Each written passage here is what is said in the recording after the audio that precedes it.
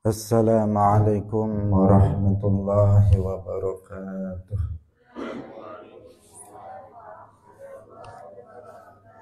Alhamdulillahi rabbil alamin. Lahul ni'matu wa lahul fadlu wa lahul thana'ul hasan. Wa salawatullahil barrir rahim wal malaikatil muqarrabin ala sayyidina wa maulana Muhammadin wa ala alihi wa ashabihi at-tayyibin at-tahirin. Allahumma la sahla illa ma ja'altahu sahla wa anta taj'alul hazna idza syi'ta sahla. Allahumma arzuqna al-ikhlasa fi niyyati wal qawli wal amal wa ba'du. Ila Nabiyil Mustafa sallallahu alaihi wasallam wa ikhwanihi minal anbiya'i wal mursalin wa syuhada'i was salihin, khususan ila sultanil awliya Syekh Abdul Qadir Al-Jilani wa Syekh Ahmad Ar-Rifai wa Syekh Bahaidin An-Naqsyabandi wa Syekh Abdullah Al-Harari wa ila arwahi muassisi Jam'iyyati Nahdlatul Ulama Syekh Muhammad Hashim Ash'ari wa Syekh Bisri Sansuri wa Syekh Abdul Wahab Hasbuwah wa ila arwahi jami'i ahli al-qubur minal muslimin wal muslimat. Al-Fatihah. A'udzu billahi minasy syaithanir rajim. Bismillahirrahmanirrahim. Alhamdulillahi rabbil alamin. Ar-Rahmanir Rahim. Maliki yaumiddin. Iyyaka na'budu wa iyyaka nasta'in. Ihdinas siratal mustaqim. Siratal ladzina an'amta 'alaihim ghairil maghdubi 'alaihim waladdallin. Amin. Hadirin hadirat kaum muslimin muslimat rahimakumullah, pemirsa Madu TV yang berbahagia. Alhamdulillah, mari kita bersyukur kepada Allah Subhanahu wa taala. Pada pagi hari ini Allah Subhanahu wa taala mentakdirkan kita untuk kembali bersama-sama dalam majelis ilmu, dalam pengajian Kitab Bulughul Maram min Adillatil Ahkam. Karena apa yang terjadi adalah sesuatu yang telah ditakdirkan oleh Allah Subhanahu wa taala pada azal, dan takdir kita saat ini adalah hadir dalam majelis ilmu. Semoga Allah Subhanahu wa taala menerima amal soleh yang kita lakukan di pagi hari ini. Amin ya rabbal alamin. Salawat dan salam semoga tetap terlimpahkan kepada Nabi Muhammad sallallahu alaihi wasallam, para sahabatnya, keluarganya, serta seluruh umat Islam yang mengikuti beliau ila yaumil qiyamah. Mari kita ikhlaskan niat kita masing-masing. Kita ngaji di sini bukan karena seseorang atau bukan karena manusia, tetapi lillahi ta'ala, untuk mencari ridha dari Allah Subhanahu wa ta'ala. Babus syufa'ati. Pagi hari ini kita masuk bab baru, yaitu bab tentang syufa'ah. Babus syufa'ati utawi iki iku bab nerangaken syufa'ah. An Jabir bin Abdullah radhiyallahu anhu qala, syufa'ah itu bagaimana? Syufa'ah itu adalah hak untuk membeli bagian dari orang yang bersekutu. Kalau misalnya saya memiliki rumah, kemudian rumah itu adalah milik berdua. Nah, milik saya dengan misalnya dengan kakak saya, itu milik kami berdua. Maka ketika saya menghendaki untuk menjual milik saya, maka orang yang paling berhak untuk membeli rumah bagian milik saya itu adalah kakak saya. Itu namanya syuf'ah, bukan orang lain, tetapi orang yang bersekutu dengan saya itulah yang lebih berhak untuk membelinya. Itu yang disebut dengan syuf'ah, agar kita memiliki gambaran tentang syuf'ah.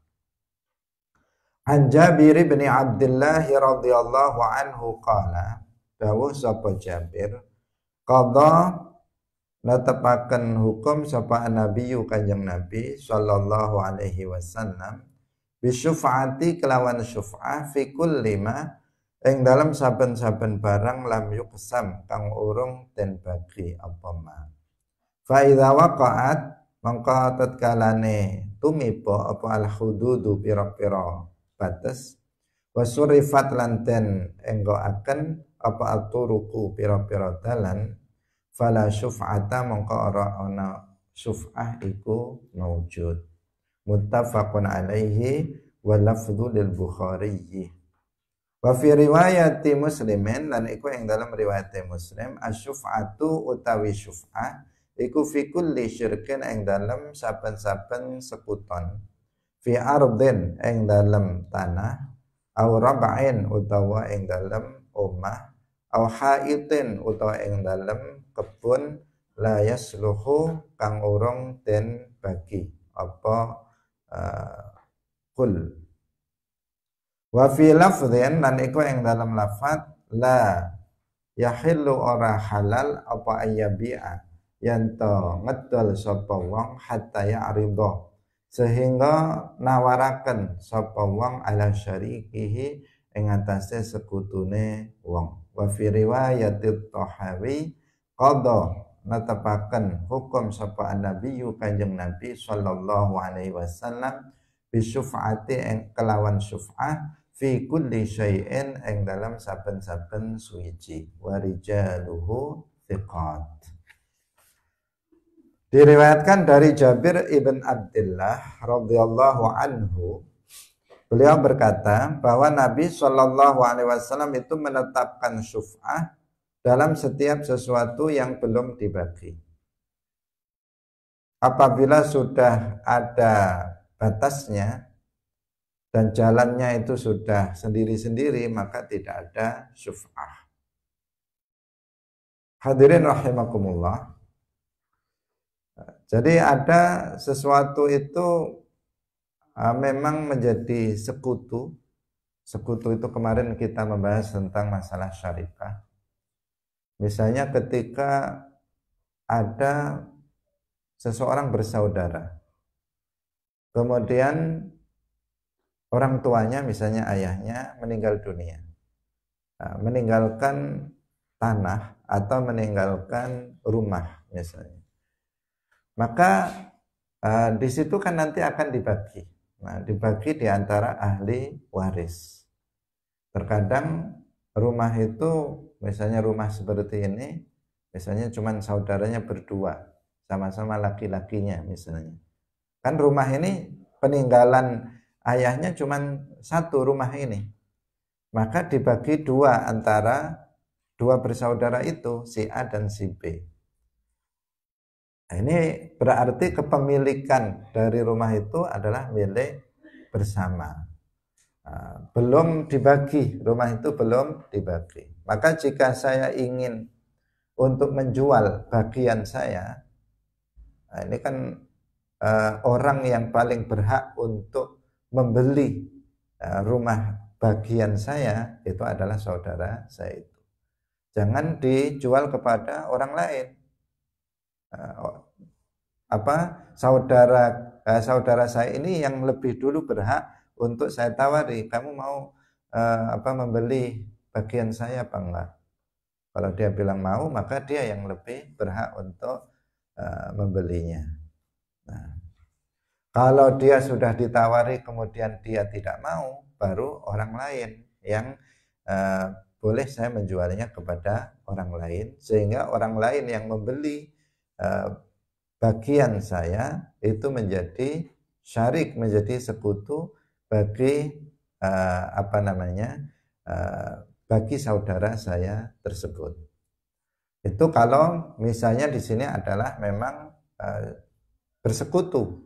Tetapi kalau tidak bersekutu, ada yang berpendapat ini hanya khusus untuk persekutuan di antara dua atau lebih orang. Ada sebagian orang yang pokoknya orang yang paling dekat dengan kita, termasuk tetangga. Tetangga kita itu yang lebih berhak untuk membeli bagian yang kita miliki, yang kita jual. Misalnya rumah saya di sini, tanah saya di sini. Kemudian ada samping saya itu juga punya tanah milik orang. Kalau saya mau menjual tanah ini, pertama kali itu harus saya tawarkan dulu kepada tetangga sebelah. Nah, kita tawarkan, kamu mau beli nggak tanahku ini, misalnya. Kamu mau beli nggak rumah saya ini? Tetangga dulu yang lebih berhak di sini untuk syuf'ah ini, tetangga yang melekat dengan kita itu yang lebih utama untuk membelinya. Kalau tetangga saya sudah saya tawari, ini saya mau jual tanah saya, kamu mau nggak membelinya? Kok dia kemudian tidak mau untuk membelinya, maka saya baru boleh menjualnya kepada orang yang jauh dari saya. Kalau dia misalnya mau untuk membelinya, maka dia lebih berhak untuk membeli tanah atau rumah saya tersebut.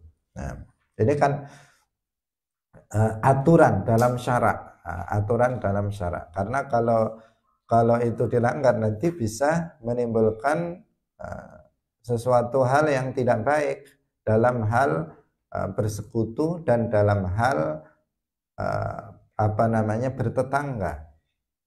Kalau misalnya rumah ini milik berdua, kemudian tiba-tiba tanpa saya berdua dengan saudara saya misalnya, tanpa saya menawarkan bagian saya kepada saudara saya untuk membelinya, tiba-tiba saya jual kepada orang lain. Kecewa nggak saudara saya? Pasti kecewa. Karena dia seharusnya bisa punya rumah ini seutuhnya dengan membelinya dari saya. Tapi karena saya nggak menawarkan kepada dia, langsung saya menjualkannya ke orang lain. Terpaksa rumah ini nanti dipecah menjadi dua, dikasih pagar di tengah-tengah, misalnya bagiannya sini sama situ, langsung pintunya langsung ditutup. Itu milik orang, ini milik dia misalnya. Kan jadi apa namanya nggak enak, menjadi masalah di belakang. Sehingga yang diutamakan dalam kita menjual, apakah itu tanah, apakah itu rumah, atau hal-hal yang lain, adalah yang pertama orang yang berkongsi dengan kita dalam harta tersebut. Yang kedua adalah tetangga yang melekat, rumahnya yang dekat dengan kita, atau rumahnya jauh tetapi jalannya itu satu, rumahnya sana sama sini tetapi jalannya keluar itu satu, maka tetangga itu lebih berhak juga untuk membeli tanah atau rumah saya daripada orang lain, karena jalan keluarnya itu satu, maka dia lebih berhak. Meskipun misalnya rumahnya itu berjauhan, tapi kan jalan keluarnya satu. Nanti akan dijelaskan dalam hadis-hadis di bawahnya. Nah, disebutkan dalam hadis Jabir ibn Abdullah radhiyallahu anhu bahwa Rasulullah Shallallahu Alaihi Wasallam itu menetapkan syuf'ah untuk setiap sesuatu yang belum dibagi. Kalau sudah dibagi, maka itu sudah tidak ada syuf'ah. Fa idza waqa'at al-hudud, belum dibagi artinya dia masih berkongsi, ya kan? Masih dia berkongsi di antara dua orang, belum dibagi. Tadi kalau misalnya itu harta tadi warisan misalnya di antara dua orang, belum dibagi di antara mereka, belum diberikan batasan-batasan, ini punya saya, ini punya kamu, maka itu ditetapkan syuf'ah. Artinya orang yang berkongsi dengan kita itu yang paling berhak untuk membeli bagian harta yang kita miliki, yang kita berkongsi dengan dia. Fa idza waqa'at al-hudud, nah, jika sudah ada batasan-batasan atau jalannya itu sudah dipisah, maka di sini tidak ada syuf'ah. Dalam riwayat Muslim dikatakan asyuf'atu fi kulli syirkin. Syirkin yang dimaksud di sini adalah apa? Bukan syirik ibadatun li ghairillah. Karena kalau nggak talaqi bisa difahami begitu. Asyuf'atu, syuf'ah itu fi kulli syirkin, di dalam setiap kesyirikan misalnya.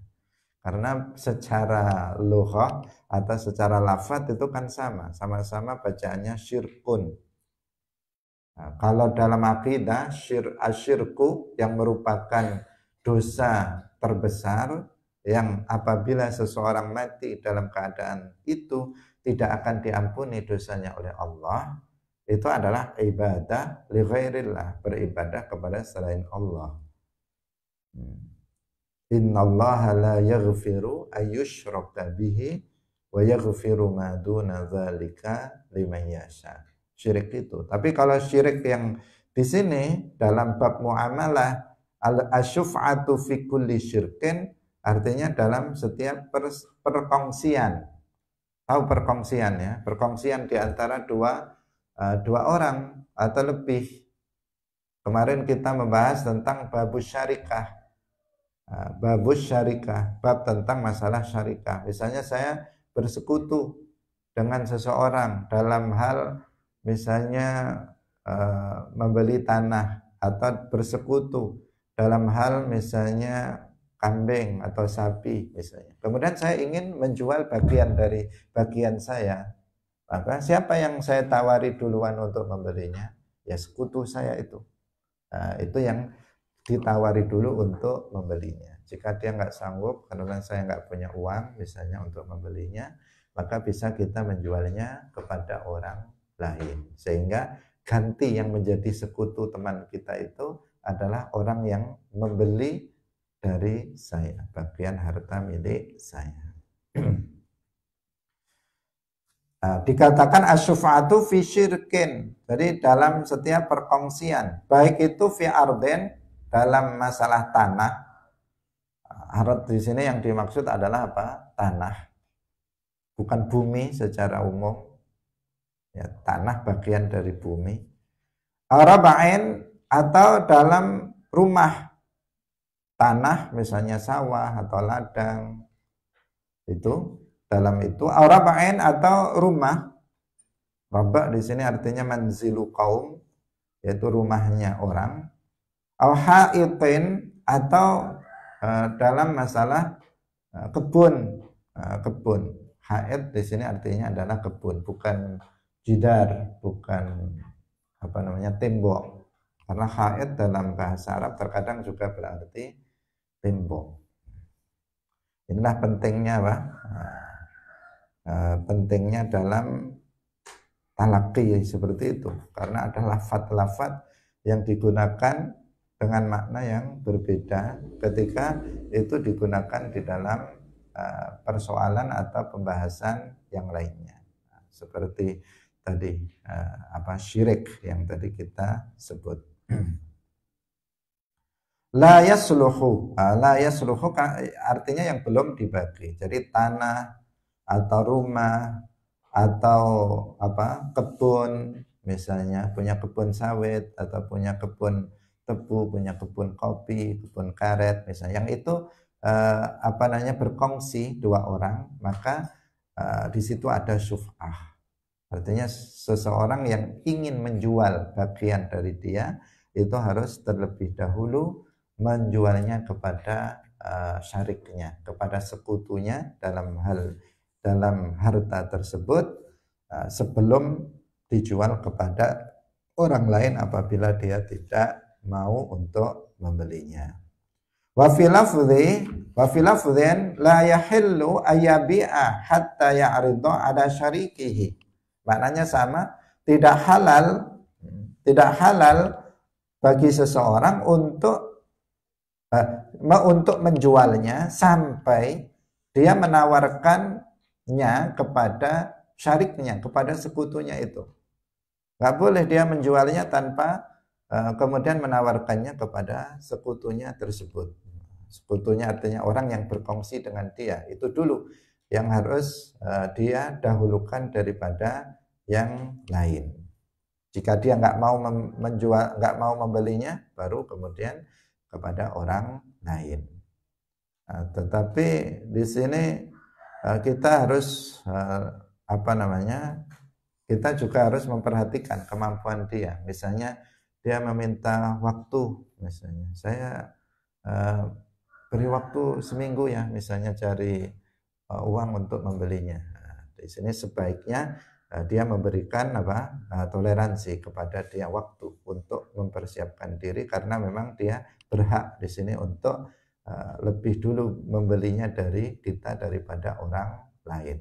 Nah, semuanya adalah untuk kemaslahatan. Aturan ini adalah untuk kemaslahatan bersama. Wa fi riwayati Tahawi qada nabiyyu bisyuf'ati fi kulli syai'. Fi kulli syai' artinya dalam sebagian besar sesuatu itu ada syuf'ah, ditetapkan syuf'ah. Dalam sebagian besar sesuatu, bukan hanya dalam tanah atau rumah atau kebun, tetapi dalam banyak hal itu ada syuf'ahnya.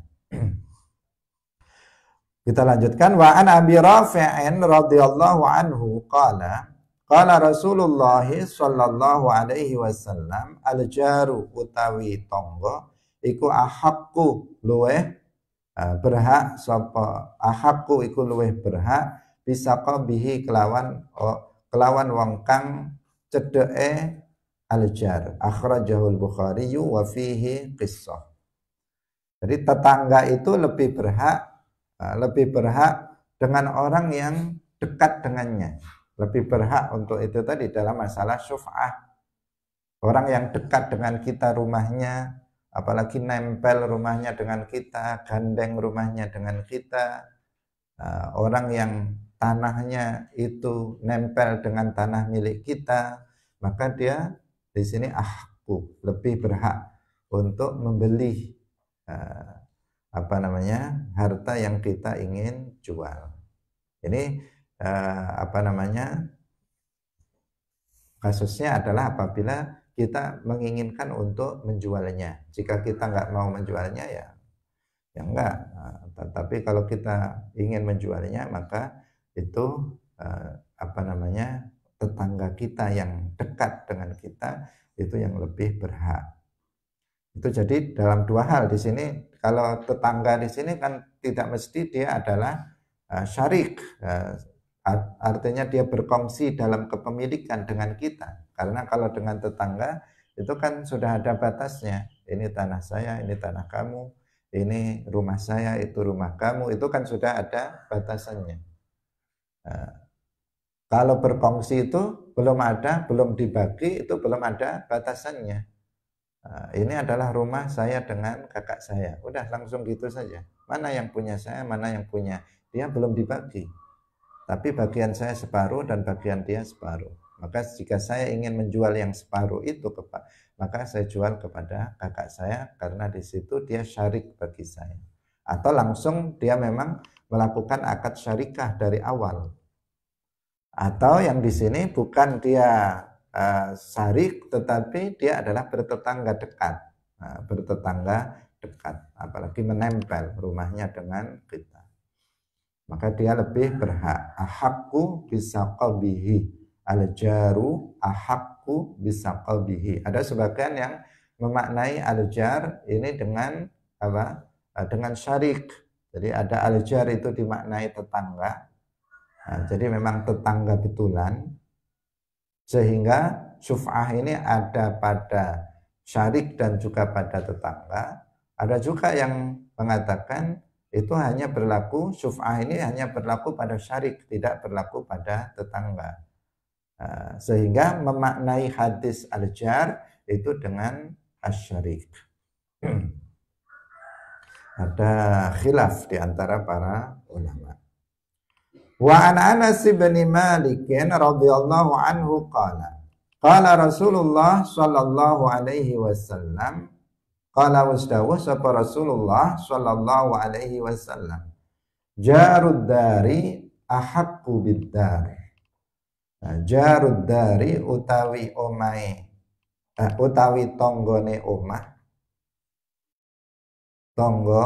tanggane omah iku ahaqqu bid-dar iku ahaqqu luweh berhak bidari kelawan omah. Rawahu Nasa'i wa sahahahu Ibnu Hibban wa lahu illah. Ini menunjukkan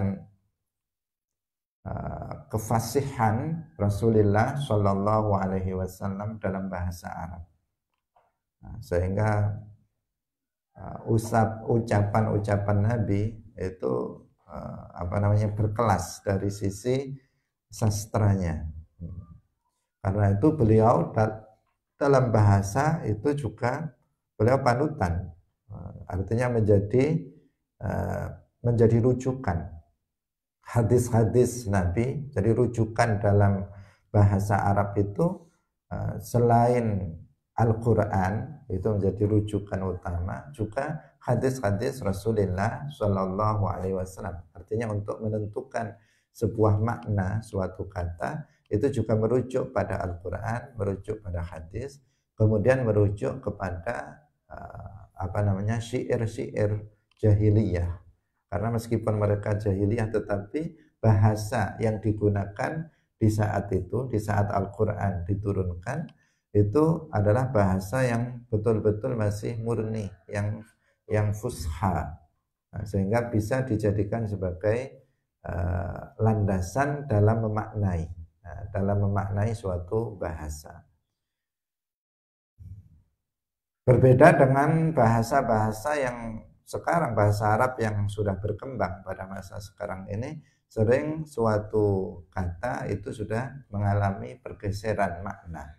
Yang dulu maknanya A, sekarang sudah bergeser menjadi B. Maknanya berubah dari makna asalnya. Sedangkan kalau kita memahami Al-Quran atau hadis, maka dipahami dengan bahasa ketika itu, bukan bahasa sekarang. Bahasa Arab ketika Al-Quran itu diturunkan. Karena kita tahu bahwa Al-Quran diturunkan dengan menggunakan bahasa kaum yang ada pada saat itu, sehingga para sahabat atau kaum yang hidup di masa Al-Quran itu diturunkan, itu dengan sangat mudah mereka memahami ayat-ayat Al-Quran. Tetapi ketika Islam sudah menyebar luas ke daerah-daerah yang lain, keluar Jazirah Arabiyah, maka kemudian bahasa ini mengalami pergeseran-pergeseran, sehingga ketika seseorang itu memahami ayat-ayat Al-Quran, itu tidak bisa langsung paham. Orang sekarang tidak bisa langsung paham, meskipun dia bisa berbahasa Arab, tetapi dia tidak bisa langsung paham, karena dia harus karena adanya pergeseran makna tersebut, sehingga dia harus merujuk kepada bahasa yang dipakai di masa Rasulullah Shallallahu Alaihi Wasallam. Itu yang jadi referensi dalam memaknai sebuah Al-Quran dan hadis yang berbahasa Arab. Udah tadi. Jadi dikatakan tadi jarud dari ahaqqu bid-dar. Bahasanya kan enak ya. Jarud dari ahaqqu bid-dar. Kita yang memaknainya juga agak kesulitan. Karena kalau diterjemahkan secara harfiah, tetangganya rumah itu lebih berhak dengan rumah. Tetangganya rumah itu lebih berhak dengan rumah. Artinya orang yang rumahnya itu bertetanggaan dengan kita, maka apabila kita menjual rumah kita, dia lebih berhak untuk membeli rumah saya daripada orang lain. Itu maksudnya. Jadi jarud dar ini rumah yang ingin saya jual kepada yang ingin saya jual, maka tetangga rumah saya ini lebih berhak membeli rumah saya ini daripada orang lain. Itu terjemah tafsiriyahnya, jarud dari ahaqqu biddar. Terjemah harfiahnya apa? Tetangganya rumah itu lebih berhak dengan rumah. Paham apa enggak? Ya enggak paham kalau belum diterangkan. Kalau sudah diterangkan baru paham. Tapi kalau diterjemahkan secara bebas menjadi rumah jarudar, artinya tetangga rumah yang ingin saya jual itu, dia lebih berhak untuk membeli rumah saya ini. Itu terjemahan secara maknawi yang bisa dengan mudah untuk difahami. Rawahu Nasa'i wa sahahahu Ibnu Hibban wa lahu illah.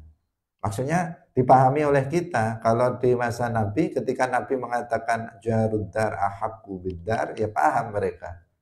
Karena itu adalah bahasa mereka. Selain melihat pada konteks pembicaraan, kalau seseorang itu memahami suatu perkataan, dia harus melihat konteks pembicaraannya. Dia sedang berbicara tentang apa. Itu baru seseorang bisa nanti terbantu untuk bisa memahami makna dari perkataan tersebut. Kalau seseorang tidak mengetahui konteks pembicaraan, maka seseorang akan sulit untuk memahaminya. Seperti yang sering kita beri contoh. Sekarang ini kita bicara tentang apa? Tentang hadis, atau tentang nahwu, atau tentang bahasa Arab secara umum.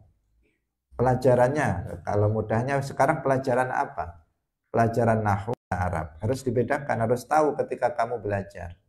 Karena kalau enggak, nanti akan bisa salah dalam memahaminya. Contohnya yang dulu pernah kita diterjemahkan, dibaca rofa, bukan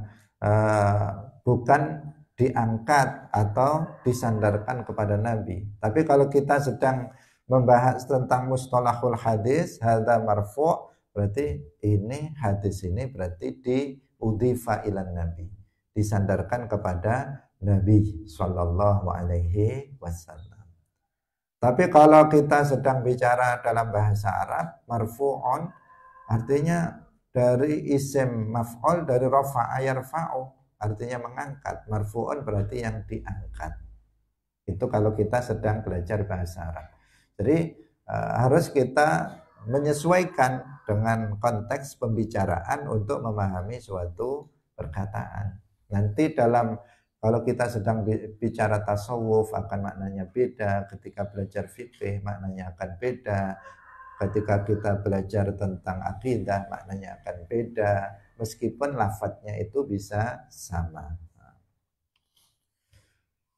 Hadirin rahimakumullah. Kita lanjutkan pada hadis yang terakhir dari bab ini. Oh belum ya, masih menjelang akhir. Wa an Jabirin radhiyallahu anhu qala Rasulullah sallallahu alaihi wasallam al-jaru utawi tangga iku ahadku luweh berhak bisyuf'ati jarihi kelawan syuf'ae tanggane jar. Yuntazaru dan tunggu biha kelawan syuf'ah wa in kana lan lamun ana sapa jar iku ghaiban wong kang ghaib idza kana tariquhuma tatkalane ana apa tariquhuma dalane karone iku wahidan siji. Rawahu Ahmad wal arba'atu wa rijaluhu thiqat. Hadirin rahimakumullah. Jadi tetangga tadi itu dia mendapatkan hak untuk syuf'ah. Seperti yang tadi sudah kita jelaskan. Jika dia nggak sedang berada di rumah, dia sedang bepergian, maka yuntazar, maka ditunggu dia sampai dia pulang. Ditunggu dulu, ditunggu. Jangan buru-buru kita menjualnya kepada orang lain. Ditunggu dulu tetangga itu sampai pulang, kemudian dia ditawarkan, kamu mau nggak membeli rumah saya, rumah saya misalnya, tetangganya itu. Kalau dia, ya saya siap untuk membelinya, nah, dia yang lebih berhak. pertama untuk membelinya. Jika dia mengatakan enggak, saya enggak punya uang, saya enggak bisa beli, dan seterusnya, baru dia boleh menjualnya kepada orang lain.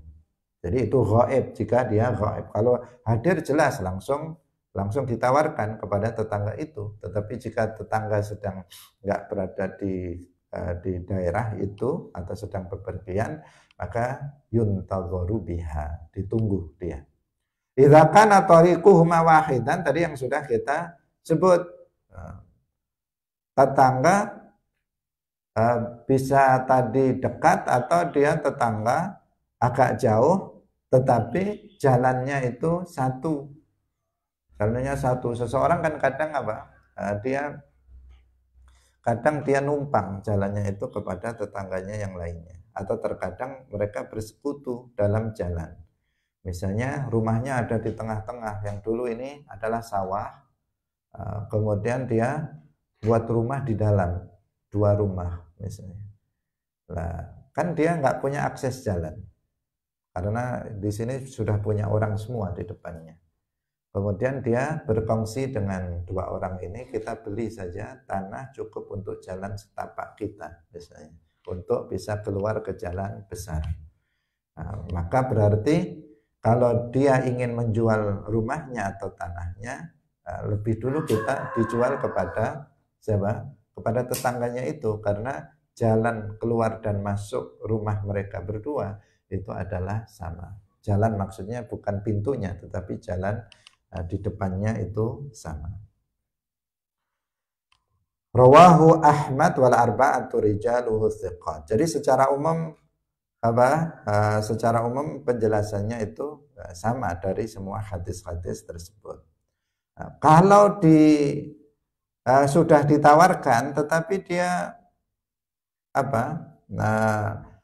tetapi dia nggak kunjung untuk menentukan sikap, misalnya dilambat-lambatkan, maka di sini boleh bagi pemilik harta tersebut untuk menjualnya kepada orang lain. Karena dia, yang penting apa? Yang penting itu sudah ditawarkan terlebih dahulu.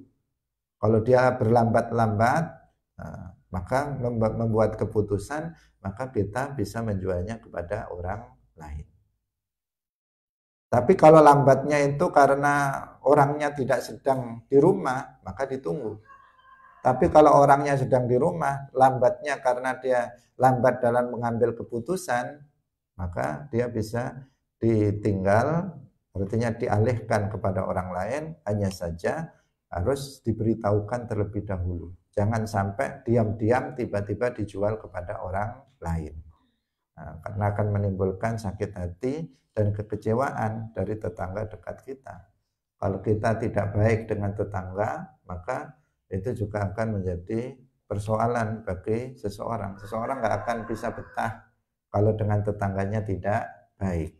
Makanya kemarin sudah kita jelaskan dalam pertemuan sebelumnya bahwa hak tetangga itu sangat agung. Orang yang paling berhak untuk mendapatkan kebaikan kita, termasuk sedekah kita, adalah tetangga-tetangga kita. Setelah kerabat kita, kemudian adalah tetangga.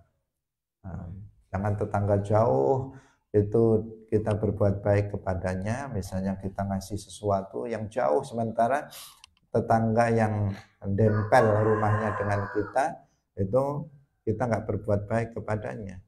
Kita memasak masakan yang enak, misalnya sedang selamatan, yang jauh itu dikasih, yang dekat, yang nempel, cuman dikasih baunya saja, baunya yang wangi, masakannya hanya sampai ke tetangganya, tetapi dia nggak bisa merasakannya.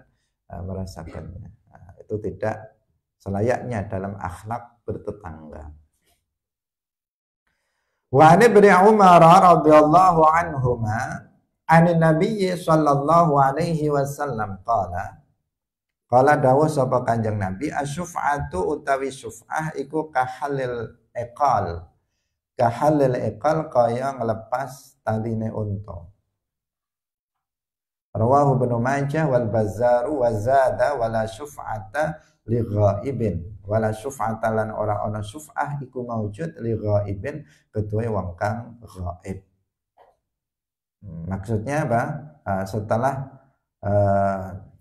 Setelah diberitahu la syuf'ata li ghaib, artinya setelah dia diberitahu, misalnya sudah diberitahu di telepon, misalnya ini tanah saya mau saya jual, kamu mau nggak untuk membelinya? Kemudian dia berlama-lama tidak lekas memberikan keputusan untuk membelinya, maka di sini la syuf'ata lil ghaib.